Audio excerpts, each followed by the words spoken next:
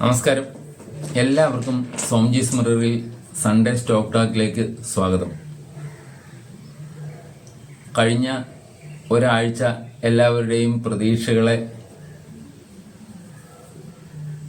ദുർബലപ്പെടുത്തുന്നതായിരുന്നു എന്നുള്ളതിന് സംശയമില്ല.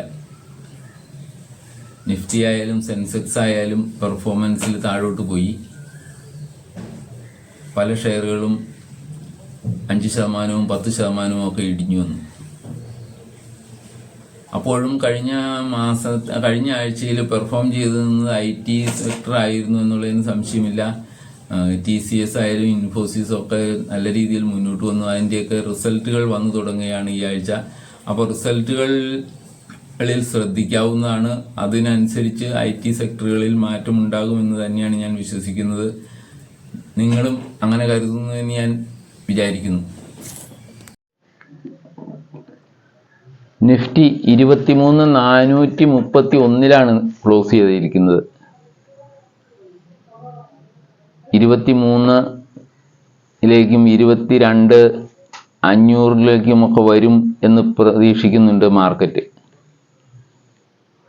23-ന്റെ പ്രതിരോധമാണ് സ്ട്രോങ് ആയിട്ടുള്ളത്. 23-നും 23,250-നും ഇടയിലാണ് മാർക്കറ്റിന് സ്ട്രോങ് ആയ സപ്പോർട്ട് ലഭിക്കാൻ സാധ്യത എന്ന് പറയുന്നു. ആയിരിക്കാം, അങ്ങനെ ആവട്ടെ. നമ്മളുടെ പ്രതീക്ഷകൾക്കനുസരിച്ച് തന്നെ മാർക്കറ്റ് ചലിക്കും എന്നൊന്നും പറയാനാവില്ല. എന്നാൽ തന്നെയും നമ്മൾക്ക് വേണ്ടിയ ചില ഷെയറുകളെ നിങ്ങൾ നോക്കി വയ്ക്കുക. ഞാനിപ്പോഴും ഷെയറിനെ പേഴ്സണലായിട്ടുള്ള ഷെയറുകളെ ഒന്നും നിങ്ങളുടെ നിക്ഷേപത്തിന് വേണ്ടി സജസ്റ്റ് ചെയ്യുന്നില്ല. എന്നാൽ IT സെക്ടറുകളിലെ സ്റ്റോക്കുകളെയാണ് നമ്മൾക്ക് ഈ 2025 നല്ല പെർഫോമൻസ് തരാൻ സാധ്യതയുള്ളത് എന്ന് എനിക്ക് തോന്നുന്നു. മുൻപ് പറഞ്ഞത് തന്നെയാണ്. IT സെക്ടറുകളിലെ നല്ല മിഡ് ക്യാപ് സ്റ്റോക്കുകളെ ആയാലും നോക്കി വെച്ചാൽ അവ നല്ല പെർഫോമൻസ് നിങ്ങൾക്ക് തരും എന്ന് ഞാൻ വിശ്വസിക്കുന്നു. അതിൽ ശ്രദ്ധിക്കുക. നമ്മുടെ കയ്യിലുള്ള IT സെക്ടറുകളിലെ സ്റ്റോക്കുകളിൽ കൂടുതൽ നിക്ഷേപങ്ങൾ നടത്താൻ പറ്റുന്നവർക്ക് നല്ല നിക്ഷേപങ്ങൾ നടത്തുക. ഞാനിതിനു മുമ്പ് പറഞ്ഞിരുന്ന ഷെയറുകളിൽ തന്നെയാണ് ഞാൻ ശ്രദ്ധിച്ചിരിക്കുന്നത് എന്ന് ഉള്ളതിന് വേറെ ഇതൊന്നും പറയേണ്ട കാര്യമില്ലല്ലോ. ജനുവരിയിൽ ആദ്യം ഞാൻ പറഞ്ഞിട്ടുള്ള കുറച്ച് ഷെയറുകളുണ്ട്. ആ ഷെയറുകളെ തന്നെ കൂടുതൽ ശ്രദ്ധിക്കുക എന്നേ എനിക്ക് പറയാനുള്ളൂ. മറ്റൊന്ന്, നമ്മളുടെ ഇതുപോലുള്ള മാർക്കറ്റ് കണ്ടീഷനിൽ, അതായത് ഇപ്പോൾ മാർക്കറ്റ് ഒരു താഴോട്ട് പതുക്കെ ചലിക്കുന്ന ഒരു സന്ദർഭമാണ്. ഈ അവസരത്തിൽ നിങ്ങൾ നിക്ഷേപത്തിന് ദീർഘകാല നിക്ഷേപം പരിഗണിക്കുന്ന ഏതൊരാൾക്കും പരിഗണിക്കാവുന്നതും പരിഗണിക്കേണ്ടതും മ്യൂച്വൽ ഫണ്ടുകളാണെന്നാണ് എനിക്ക് പറയാനുള്ളത്. ദീർഘകാല നിക്ഷേപത്തിന് ഷെയറുകൾ നിങ്ങൾ സെലക്ട് ചെയ്ത് റിസർച്ച് ചെയ്ത് കണ്ടെത്തുന്ന അത്രയും റിസ്ക് ഇല്ലാതെ നമ്മൾക്ക് നിക്ഷേപങ്ങളെ നല്ല രീതിയിൽ വളർച്ച തരുന്നത് മ്യൂച്വൽ ഫണ്ടുകളായിരിക്കും. കാരണം മ്യൂച്വൽ ഫണ്ടുകൾ ഇപ്പോൾ ഈ താഴ്ന്ന മാർക്കറ്റിൽ പുതിയ നിക്ഷേപങ്ങൾ നടത്തുന്നു. അവർക്ക് താഴെ വാങ്ങിക്കാൻ പറ്റുന്നു ഷെയറുകളെ. അങ്ങനെയൊക്കെ വരുമ്പോൾ മാർക്കറ്റ് കയറുന്ന സമയത്ത് നന്നായി അവയ്ക്ക് പെർഫോം ചെയ്യാൻ പറ്റും. ഒരു സ്പെസിഫിക് ഷെയറിന് നടത്താൻ കഴിയുന്ന ഇതുപോലെ തന്നെയാണ് ഒരു മ്യൂച്വൽ ഫണ്ട് കൈകാര്യം ചെയ്യുന്നവരും അതിൻ്റെ താണ നിലയിൽ വാങ്ങിയിട്ടുള്ള ഇതിൻ്റെ യൂണിറ്റുകളുടെ വില നല്ല രീതിയിൽ ഉയരും. അപ്പോൾ ഈ കസ്റ്റമേഴ്സിന് അതിനനുസരിച്ചുള്ള റിട്ടേൺ കിട്ടുകയും ചെയ്യും. മ്യൂച്വൽ ഫണ്ടുകളെ ശ്രദ്ധിക്കുക. ഈ മാർക്കറ്റ് ഇങ്ങനെ ചാഞ്ചാടുകയും താഴോട്ടുള്ള ചലനങ്ങൾ കൂടുതൽ ഉണ്ടാവുകയും ചെയ്യുന്ന സമയത്ത് നിങ്ങൾക്ക് നല്ല രീതിയിൽ പെർഫോമൻസ് ലഭിക്കുന്നത് മ്യൂച്വൽ ഫണ്ടുകളിൽ നിന്നായിരിക്കും. 1 വർഷമോ 2 വർഷമോ അല്ല കേട്ടോ. 1 വർഷത്തെ 2 വർഷത്തെയും കണ്ട് നമുക്ക് ഇതിനകത്തുനിന്ന് ഒരുപാട് അസറ്റ് ഉണ്ടാക്കിയെടുക്കാമെന്നൊന്നും കരുതുന്നത് ശരിയാവില്ല. ഒരു 5 വർഷമോ അതിന് മുകളിലേക്കോ നിക്ഷേപിക്കുന്നവർ, ലോങ് ടൈമിലേക്ക് നിക്ഷേപിക്കുന്നവർക്ക് വേണ്ടിയുള്ളതാണ് മ്യൂച്വൽ ഫണ്ടുകൾ. യഥാർത്ഥത്തിൽ അതിലാണ് പെർഫോമൻസ് കാണാൻ സാധിക്കുകയുള്ളൂ. ഞാൻ കഴിഞ്ഞ വീഡിയോയിൽ കാണിച്ചിരുന്നതെല്ലാം നിങ്ങൾ ശ്രദ്ധിച്ചിട്ടുണ്ടാവും. ഒരു 10 വർഷത്തെയെങ്കിലും നിക്ഷേപമുള്ളവർക്ക് 5 മടങ്ങോ 6 മടങ്ങോ ഒക്കെ ആയി ഒരു റിട്ടേൺ കിട്ടിയിട്ടുണ്ട് മ്യൂച്വൽ ഫണ്ടുകളിൽ. അപ്പോൾ അതുപോലെയാണ് ഇനിയും എന്നല്ല കേട്ടോ. മാർക്കറ്റ് എത്രയോ കുറഞ്ഞു വരികയോ ഒക്കെ ചെയ്യുന്നതനുസരിച്ച് അതിനനുസരിച്ചുള്ള പെർഫോമൻസ് ആയിരിക്കും നമുക്ക് ലഭിക്കുക. എങ്കിൽ തന്നെയും അത് നല്ല രീതിയിൽ ഉണ്ടാകുമെന്നുള്ളതാണ്. ഞാൻ 2001 മുതൽ നമ്മളുടെ നിഫ്റ്റിയുടെ വാർഷിക റിട്ടേണിനെ സംബന്ധിച്ച് ഒരു ഐഡിയ തരാം. അപ്പോൾ നിങ്ങൾക്ക് അതിനെക്കുറിച്ച് ഏകദേശം ഒരു ധാരണ കിട്ടും. നമ്മൾ ഷെയറും മ്യൂച്വൽ ഫണ്ടുകൾ വാങ്ങിയാൽ മാത്രം പോരല്ലോ, കഴിഞ്ഞ കാലങ്ങളിൽ നല്ല രീതിയിൽ പെർഫോം ചെയ്ത ഏത് കാലഘട്ടത്തിലൊക്കെയാണെന്നും ഒക്കെ അറിഞ്ഞിരിക്കുന്നത് നല്ലതാണ്. ഈ വർഷം 2024 നമുക്ക് നിഫ്റ്റി റിട്ടേൺ തന്നിരിക്കുന്ന 8.8% പറയുന്നത്. 8.8% തന്നുള്ളൂ. കഴിഞ്ഞ വർഷം അതേസമയം എത്രയായിരുന്നത്? 20.3%, 0.03% ആയിരുന്നു. 20% മുകളിലാണ് അന്ന് റിട്ടേൺ നൽകിയത്. അതേസമയം 22-ലോ 4.33% റിട്ടേണേ തന്നിട്ടുള്ളൂ. 21-ൽ 24% റിട്ടേൺ തന്നിട്ടുണ്ട്. ഇതിനകത്ത് ഏറ്റവും മോശവും ഏറ്റവും നല്ല പെർഫോമൻസ് തന്നിട്ടുള്ള വർഷങ്ങൾ എന്ന് ശ്രദ്ധിച്ചാൽ എങ്ങനെയുണ്ടാവും? അതായത് 2011-ൽ -24.62% റിട്ടേൺ ആണ് നിഫ്റ്റി നൽകിയത് 2011-ൽ. 2008-ൽ ആ വലിയ കൊളാപ്സ് ഉണ്ടായ സമയത്ത് എത്ര ശതമാനമാണ്? -51% റിട്ടേൺ ആണ് അന്ന് 2008-ൽ നിഫ്റ്റിക്ക് നൽകാൻ കഴിഞ്ഞത്. -51% എന്ന് ഓർക്കണം. അപ്പോൾ നമ്മളുടെയൊക്കെ ക്യാഷ് അന്ന് പകുതി പോയി. അതേസമയം ഈ 2008 കഴിഞ്ഞ് 2009-ൽ എന്ത് സംഭവിച്ചു? 75.76% റിട്ടേൺ നൽകി നിഫ്റ്റി. അതാണ് 2008-ൽ തകർന്നടിഞ്ഞ സ്റ്റോക്കുകളിൽ ഉള്ള കാശും എടുത്ത് ആളുകളെല്ലാം പോയിട്ടുണ്ടാവും അല്ലേ? അങ്ങനെയുള്ളവർക്ക് അതിൽ നിന്ന് എന്തെങ്കിലും കിട്ടാനുണ്ടോ? ഒന്നും സംഭവിച്ചിട്ടുണ്ടാവില്ല. അതേസമയം അതിൽ തുടർന്നവർക്ക് അല്ലെങ്കിൽ അതിൽ കൂടുതൽ നിക്ഷേപം നടത്തിയവർക്ക് ലഭിച്ചത് 75.76% റിട്ടേൺ ആണ് ആ വർഷം നിഫ്റ്റി നൽകിയത് 2009-ൽ. അങ്ങനെയാണ് ഇതിന്റെ പെർഫോമൻസ് ഒക്കെ കിടക്കുന്നത്. അതിൽ നിന്ന് നിങ്ങൾ ഏകദേശം ഒരു ധാരണ നിങ്ങൾക്ക് ഉണ്ടാവാൻ വേണ്ടി പറയുന്നതാണ്. അതായത് നിഫ്റ്റി പെർഫോം ചെയ്യുന്നത് എങ്ങനെയാണ്. പക്ഷേ സ്പെസിഫിക് ആയിട്ട് ചില ഷെയറുകളെല്ലാം അതിൽ നന്നായി പെർഫോം ചെയ്തിട്ടുണ്ടാവും. ഈ പറയുന്ന നിഫ്റ്റി -24% തന്ന വർഷവും -54% തന്ന വർഷവും ഒക്കെ സ്പെസിഫിക് ആയി ചില ഷെയറുകളെല്ലാം കയറിയിട്ടുണ്ടാവും. തീർച്ചയായിട്ടും അങ്ങനെ ഉണ്ടാവും. പക്ഷേ അത് ആവറേജ് ചെയ്യുമ്പോൾ ലഭിച്ചിട്ടുള്ള റിട്ടേൺ ആണ് ഈ പറയുന്നത്. 2015-ലും അതുപോലെ -4% റിട്ടേൺ നൽകി നിഫ്റ്റി. അതായത് മോദി സർക്കാർ വന്നതിന് ശേഷം ആദ്യത്തെ വർഷം 15-ൽ 4.06% മൈനസ് റിട്ടേൺ ആണ് നിഫ്റ്റി നൽകിയത്. പിന്നെ പടിപടിയായി എല്ലാ വർഷവും ചെറിയ ചെറിയ മാറ്റങ്ങളോടെ പ്ലസ് റിട്ടേൺ നൽകി. 2015-ന് ശേഷം 2015-ന് ശേഷം എല്ലാം പ്ലസ് റിട്ടേണുകൾ നൽകി എന്നുള്ളതാണ്. ഈ 9 വർഷം നിഫ്റ്റി പ്ലസ് ആയിരുന്നു. അതായത് 16-ൽ 3% റിട്ടേൺ നൽകിയെങ്കിൽ 17-ൽ 28% നൽകി. 16-ൽ 3.15 ആണെങ്കിൽ 19-ൽ 12.02% നൽകി. 20-ൽ 14%, 21-ൽ 24%, അങ്ങനെയൊക്കെ വ്യത്യാസം വന്നു. ഈ വർഷമാണ് ഇത്തിരി 2024-ലാണ് 8% ആയി മാറിയത്. അപ്പോൾ 8%-ൽ നിന്ന് ഈ 2025-ൽ എത്ര ശതമാനത്തിലേക്ക് കയറുമെന്നാണ് എല്ലാവരും നോക്കുന്നത്. കയറുകയോ ഇടിയുകയോ ആണ് ചെയ്യുക. എല്ലാവരുടെയും പ്രതീക്ഷ അതിലാണ്. എല്ലാവരും നോക്കുന്നത് അതിലാണ്. നല്ല രീതിയിലുള്ള റിട്ടേൺ ഉണ്ടാകുമെന്ന് നമുക്ക് പ്രതീക്ഷിക്കാം.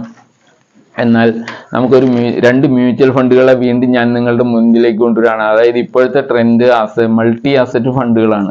അപ്പോൾ ആ മൾട്ടി അസറ്റ് ഫണ്ടുകളിൽ നേരത്തെ തന്നെ മാർക്കറ്റിൽ അവൈലബിൾ ആയിട്ടുള്ള 2 മൾട്ടി അസറ്റ് ഫണ്ടുകളെയാണ് ഞാൻ നിങ്ങൾക്ക് പരിചയപ്പെടുത്തുന്നത്. 2 മൾട്ടി അസറ്റ് ഫണ്ടുകളിൽ ഒന്ന് ICICI പ്രൂഡൻഷ്യൽ മൾട്ടി അസറ്റ് ഫണ്ടാണ്. അതിനകത്ത് ICICI സെക്യൂരിറ്റീസ് ആണ് ഇതിൻ്റെ ഫണ്ട് മാനേജേഴ്സ്. അപ്പോൾ അതിൻ്റെ NAV എന്ന് പറയുന്നത് 763.68% അല്ലാതെ രൂപയാണ് ഇപ്പോൾ അതിൻ്റെ NAV നിൽക്കുന്നത്. അത് ക്രിസിലിൻ്റെ 4 സ്റ്റാർ റേറ്റിംഗ് ഉള്ള ഫണ്ടാണ്. ഫണ്ട് കൈകാര്യം ചെയ്യുന്നത് 50,987 കോടി രൂപ അവർ കൈകാര്യം ചെയ്യുന്നു ഈ ഫണ്ട്. അതിൽ ഇതിൻ്റെ നിക്ഷേപം എങ്ങനെയാണെന്ന് വെച്ചാൽ 66.56% ഇക്വിറ്റീസിലാണ്, ഡൊമസ്റ്റിക് ഇക്വിറ്റീസിൽ ഇന്ത്യയിലെ ഷെയറുകളിൽ നിക്ഷേപിക്കുന്നു. അതിൽ 46.13 ലാർജ് ക്യാപ്പിലും 4.3% മിഡ് ക്യാപ്പിലും 2.63% സ്മാൾ ക്യാപ്പിലുമാണ്. 15.29 ഡെപ്റ്റിലുണ്ട്, ഡെപ്റ്റ് ഗവൺമെൻറ് സെക്യൂരിറ്റീസ്. പിന്നെ ഒരു 8 2.8% ലോ റിസ്ക് ഉള്ള ഏറ്റവും റിസ്ക് കുറഞ്ഞുള്ള അസറ്റുകളിൽ നിക്ഷേപിക്കുന്നു എന്ന് പറഞ്ഞാൽ ഗോൾഡൊക്കെ ആവാം, സെക്യൂരിറ്റീസ് ലോ റിസ്ക് ഉള്ളതിലാവാം, ഗവൺമെന്റ് ഫണ്ടുകളിലാവാം. അങ്ങനെയാണ് അതിന്റെ സ്ട്രക്ചർ. നമുക്ക് അതിന്റെ റിട്ടേൺ ഒന്ന് പരിശോധിക്കാം. ഒരു വർഷം അതിനകത്ത് ഇപ്പോൾ 10,000 രൂപ ഇട്ട ഒരാൾക്ക് ഒരു വർഷം കിട്ടിയത് 18.22% റിട്ടേൺ ആണ്. അതായത് 11,826 രൂപയായി 10,000 രൂപ ഇട്ടത്. രണ്ടാം വർഷം ആയാൽ അതിന് എത്ര കിട്ടി? 14,706 രൂപയായി. അതായത് 47.07% റിട്ടേൺ ആയി. അപ്പൊ 2 വർഷം ആയിപ്പോ. മൂന്നാമത്തെ വർഷം എന്ന് പറഞ്ഞാൽ 16,973 രൂപയായി. അതായത് 69.73% റിട്ടേൺ. ഇത് ആനുവൽ റിട്ടേൺ എന്ന് പറഞ്ഞാൽ 19.23%. 5 വർഷത്തേക്കാണെങ്കിൽ 26,001 രൂപയായി. അത് 160.02% ആണ് ആക്ച്വൽ അബ്സല്യൂട്ട് റിട്ടേൺ. അതിനകത്ത് അതുപോലെ അതിന്റെ ആനുവൽ റിട്ടേൺ എന്ന് പറഞ്ഞാൽ 21.03% ആണ്. 10 വർഷത്തെ റിട്ടേൺ എന്ന് പറഞ്ഞാൽ 40,661 രൂപയായി ആ 10,000 രൂപ. അപ്പോൾ കിട്ടിയത് 306.62% റിട്ടേൺ കിട്ടി. ആക്ച്വൽ റിട്ടേൺ ആണ്. മറ്റേ ആനുവൽ റിട്ടേൺ എന്ന് പറഞ്ഞാൽ 15.53%. അത് 2013 ഇൻട്രൊഡ്യൂസ് ചെയ്തത്. 2013 ഇൻട്രൊഡ്യൂസ് ചെയ്ത് അത് ഇതുവരെയാണെങ്കിൽ അതിലിരിക്കുന്ന, അതായത് അന്ന് 13 നിക്ഷേപിച്ചത് 10,000 രൂപ 65,455 രൂപയായി മാറിയിട്ടുണ്ട്. അതായത് 554% റിട്ടേൺ ആയി. ആനുവൽ റിട്ടേൺ എന്ന് പറഞ്ഞാൽ 16.9% റിട്ടേൺ ഉള്ളൂ ആനുവൽ ആയിട്ടുള്ളത്. അതാണ് ICICI പ്രൂഡൻഷ്യൽ മൾട്ടി അസറ്റ് ഫണ്ടിന്റെ അവസ്ഥ. അതിനകത്ത് നമ്മൾ ഇപ്പൊ SIP ആയിട്ടാണ് നിക്ഷേപിക്കുന്നതെങ്കിൽ എന്താണ് സംഭവിച്ചിട്ടുള്ളതെന്ന് നോക്കാം. അതായത് ഒരു വർഷം നമ്മൾ 1,000 രൂപ വെച്ച് നിക്ഷേപിക്കുന്നു. 1000 രൂപ ഒരു മാസം നിക്ഷേപിക്കുന്നു. ഇപ്പോൾ 12,000 രൂപയായി. ആ 12,000 രൂപ ഒരു വർഷം കൊണ്ട് 12,639 രൂപയായിട്ടുള്ളൂ. അതിന് റിട്ടേൺ എന്ന് പറഞ്ഞാൽ ആക്ച്വൽ റിട്ടേൺ എന്ന് പറഞ്ഞു കഴിഞ്ഞാൽ 5.33%. അതേസമയം ആനുവൽ റിട്ടേൺ നോക്കിക്കഴിഞ്ഞാൽ 9.95%. 2 വർഷമാകുമ്പോൾ നമ്മൾ 24,000 രൂപ നിക്ഷേപിച്ചിട്ടുണ്ടാവും. 24,000 രൂപ എത്രയാവും? 29,094 രൂപയായിട്ടുണ്ടാവും. 21.23% റിട്ടേൺ. ആനുവൽ റിട്ടേൺ എന്ന് പറഞ്ഞാൽ 19.67. മൂന്നാമത്തെ വർഷം 36,000 രൂപ നമ്മൾ നിക്ഷേപിച്ചിട്ടുണ്ടാവും 1000 വെച്ച്. അപ്പോൾ അത് 48,415 രൂപയാവും. 34.54 റിട്ടേൺ ആണ്. അതായത് ആനുവൽ റിട്ടേൺ ആണെങ്കിൽ 20.16%. 5 വർഷം ആയി കഴിഞ്ഞാൽ അപ്പൊ 60,000 രൂപ നമ്മൾ നിക്ഷേപിച്ചിട്ടുണ്ട്. ആ 60,000 രൂപ എന്ന് പറഞ്ഞാൽ 1,05,413 രൂപയായി 5 വർഷം കൊണ്ട്. 75.69% ആണത്. 22.169% ആനുവൽ റിട്ടേണും ആണത്.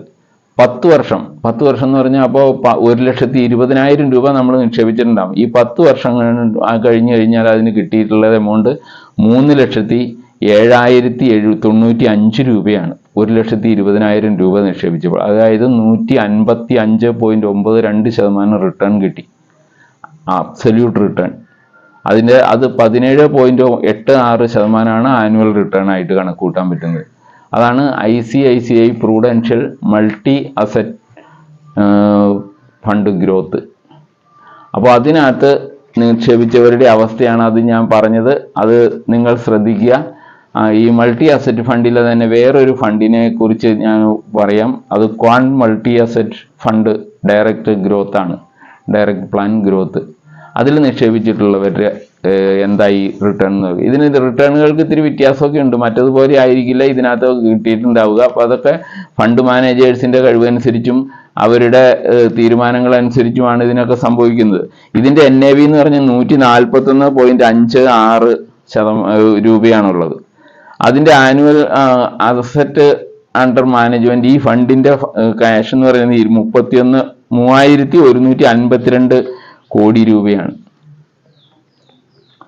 അത് ICICI ആയി താരതമ്യം ചെയ്യുമ്പോൾ വളരെ ചെറിയ ഫണ്ടാണ് യഥാർത്ഥത്തിൽ.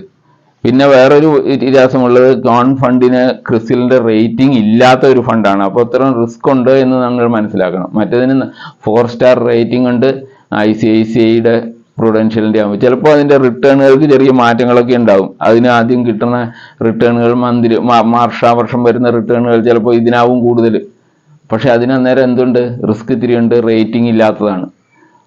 അങ്ങനെയുള്ള വ്യത്യാസങ്ങളുണ്ട്. ഏറ്റവും നല്ല റിട്ടേണുകൾ കുറഞ്ഞ കാലത്തേക്ക് നൽകിയിട്ടുള്ള ഫണ്ട് നോക്കിയപ്പോഴാണ് ഈ ക്വാൺ മൾട്ടി അസറ്റ് ഫണ്ടിനെ കണ്ടത്. അതുകൊണ്ട് ഞാൻ അത് നിങ്ങളുടെ ശ്രദ്ധയിലൊന്ന് പെടുത്തുന്നതാണ്. Risk ICICI prudential multi asset ഫണ്ടിനേക്കാൾ കൂടുതലുണ്ട് എന്നുള്ളതാണ് ഇതിൻ്റെ ഒരു വ്യത്യാസം. റിസ്കിലൊക്കെ റേറ്റിംഗ് കൊടുത്തിട്ടില്ലാത്തൊരു ഫണ്ടാണ്. അതിൻ്റെ ഒരു വാർഷിക റിട്ടേൺ എങ്ങനെയാണെന്ന് നോക്കാം നമുക്ക്. അതായത് ഒരു വർഷത്തെ നമ്മൾ 10,000 രൂപ അടച്ചു കഴിഞ്ഞാൽ 12,410 രൂപയായിട്ടുണ്ട് ഒരു വർഷം എന്ന് പറഞ്ഞാൽ 24.11% റിട്ടേൺ അത് നൽകി.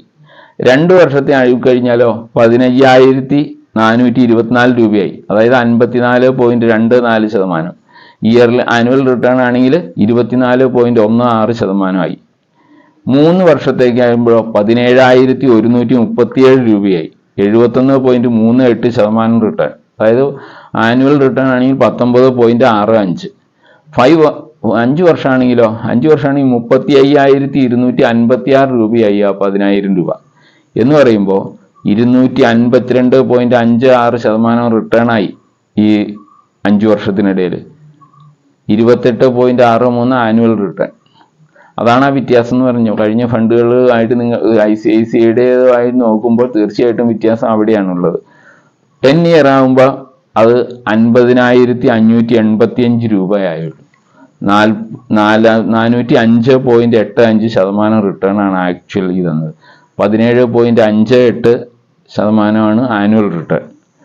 അത് 7/1/2013 ഇത് കൊണ്ടുവന്നത്. അന്ന് മുതലുള്ള റിട്ടേൺ നോക്കിക്കഴിഞ്ഞാൽ ഇപ്പൊ 57,940 രൂപയായിട്ടുണ്ടാവും ആ 10,000 രൂപ എന്ന് പറഞ്ഞാൽ 479.40% റിട്ടേൺ ആണ്. ICICI പ്രൂഡൻഷ്യലിന് 505%, 10% ഇൻസ്പെക്ട് ചെയ്തതിന് ശേഷം ഉണ്ടായിട്ടുള്ള ഏറ്റവും നല്ല വളർച്ച എന്ന് പറയുന്നത് 554% കിട്ടിയെടുത്താണ് ഇത് 479. അതായത് റോങ് റണ്ണിൽ ഈ ക്വാൺ ഫണ്ട് അത്ര പെർഫോം ചെയ്തില്ല. അതേസമയം ഷോർട്ട് ടേമിലേക്ക് നന്നായി പെർഫോം ചെയ്തു ICICIയുമായിട്ട് താരതമ്യം ചെയ്യുമ്പോൾ. അങ്ങനെയുള്ള വ്യത്യാസങ്ങളാണ് അതിലുള്ളത്. അത് SIP ആയിട്ട് ചെയ്തവരുടേതാണെങ്കിലോ, SIP ആയിട്ടാണെങ്കിൽ ഒരു വർഷം 12,000 രൂപ അടയ്ക്കുമ്പോൾ 12,468 രൂപയാണ് ആയുള്ളൂ. 33.9% റിട്ടേൺ ആണ് ഉണ്ടായുള്ളൂ. അത് 2 വർഷം ആകുമ്പോൾ അത് 24,000 രൂപ നമ്മൾ അടച്ചിട്ടുണ്ടാകും. അപ്പോൾ 30,280, 26%, 26.17% ആക്ച്വൽ റിട്ടേണും 24.01% ആനുവൽ റിട്ടേണുമാണ് കിട്ടിയിട്ടുള്ളത്. 3 വർഷത്തെ ആണെങ്കിൽ 36,000 രൂപ നമ്മൾ അടച്ചു കഴിയുമ്പോൾ 50,537 രൂപ, അതായത് 40.38% ആക്ച്വൽ റിട്ടേണും 23.25% ആനുവൽ റിട്ടേണും കിട്ടി. അത് 5 വർഷമായി കഴിഞ്ഞാൽ 60,000 രൂപ നമ്മൾ അടച്ചിട്ടുണ്ടാവും. ആ 60,000 രൂപയിൽ നമുക്ക് കിട്ടുന്നത് അപ്പോൾ 1,18,504 രൂപയാണ്. 97.51% റിട്ടേൺ കിട്ടി. 27.57 ആനുവൽ റിട്ടേൺ. 10 വർഷം എന്ന് പറയുമ്പോൾ 1,20,000 രൂപ നമ്മൾ അടച്ചു. ആ 1,29,000 രൂപ 3,74,415 രൂപയായി മാറി. അതായത് 212% റിട്ടേൺ ആണ്. 21.53% ആനുവൽ റിട്ടേൺ.